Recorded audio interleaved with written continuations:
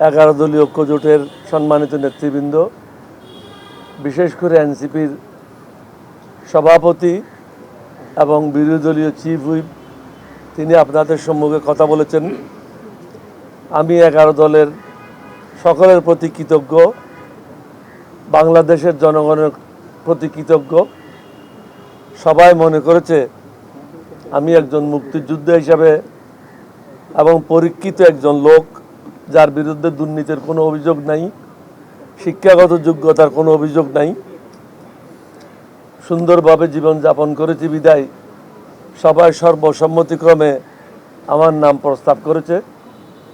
আমি সমগ্র জাতির কাছে কৃতজ্ঞ, 11 দলীয় ঐক্য জোটের সকলের কাছে কৃতজ্ঞ, আমাদের সকল নেতাকর্মীদের কাছে কৃতজ্ঞ। আপনাদের মাধ্যমে আমরা জাতিকে বলতে চাই, আমরা আমাদের জায়গা থেকে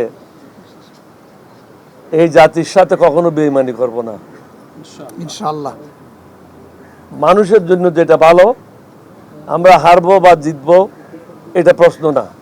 প্রশ্নটা হচ্ছে আমরা জনগণের পাশে সবসময় তাদের স্বার্থ রক্ষার জন্য দাঁড়াবো।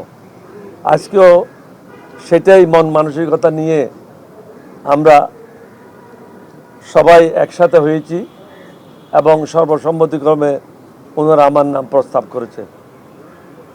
সমগ্র জাতিকে ধন্যবাদ জানাই। আসসালামু আলাইকুম ওয়া রাহমাতুল্লাহি ওয়া বারাকাতুহু।